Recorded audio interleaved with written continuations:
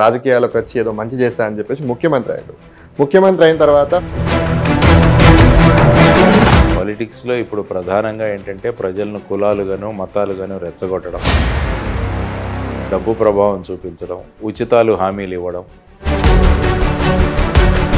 మంచి పేరు సంపాదించుకొని వాళ్ళు మాత్రం రాజకీయాలకు వస్తే వాళ్ళు సక్సెస్ కాలేదు. ఈసారి ఈ పార్టీ వస్తుందంటే ఆ పార్టీ ఎవరు నిలబెట్టినా కూడా ఆ వ్యక్తి ఏంటి, వాళ్ళ చరిత్ర. కానీ ప్రజలు చూడండి ఏం చేస్తున్నారు, ఫైనల్గా పార్టీలకు ఓట్లేస్తారు. ఏ పార్టీకి ఎంత శాతం ఓట్లు వస్తే అన్ని సీట్లు కేటాయించండి. మనం ఎవరినైతే అనుకుంటామో వాళ్లకు మనం బానిసలుగా తయారైపోతాం.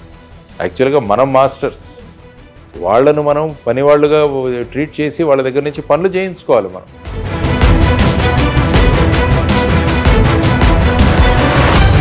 సివిల్ సర్వెంట్గా ఉండి ఒక నిజాయితీ అధికారిగా పేరు తెచ్చుకున్నటువంటి వాళ్ళు రాజకీయాలకు రాగానే పదవి రాగానే మారిపోతారా? అధికార వికేంద్రీకరణ, గ్రామ సర్పంచులు ముఖ్యమంత్రుల్లాగా ఉండాలి. వాళ్ళు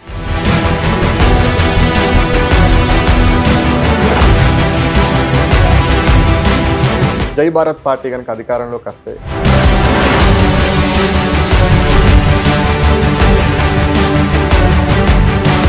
తర్వాత ప్రభుత్వం చేసే ప్రతి పని మీద అజమాయిషి ప్రజా కమిటీలు ఉంటాయి.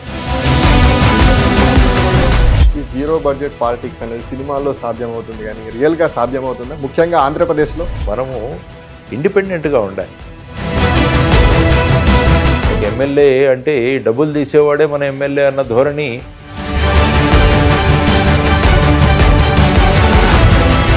సేవకులుగా మేము పని చేస్తాం తప్ప. ఇప్పుడు అంటారు కదా, ఏదో కట్టం తీసుకునేవాడు గాడిదే అని ఒక దాంట్లో వస్తుంది. ఎన్నికల్లో డబ్బులు ఖర్చు పెట్టి ఎన్నికయ్యేవాడు గాడిదనో. కొన్ని రోజులు మాత్రం హైప్ ఉంటుంది, ఆ తర్వాత అందరూ మర్చిపోతారు. ఎందుకంటే కొత్తది ఏదో ఒక ఐటమ్ వస్తుంది. అందుకనే మేము ప్రతి చోట అన్నది పాలన ప్రజల చేతుల్లో పెడతాము. అధికారంలో ఉన్నటువంటి పార్టీలకు కానీ ఎమ్మెల్యేలకు కానీ వాళ్ళకి అనుకూలంగా వివరించకపోతే బదిలీలు అవుతుంటారు. మీరు చెప్పినట్టు వెళ్ళి హోమ్ మినిస్టర్ గారిని వెళ్ళి రిక్వెస్ట్ చేసుకోండి మీ పోస్టింగ్ అన్నారు. నేను వెళ్ళనన్నాను. ఇస్తే ఇవ్వనివ్వండి, లేకుంటే లేదు. ఒకటి జగన్ విషయానికి వస్తే, వైఎస్ జగన్ విషయానికి వస్తే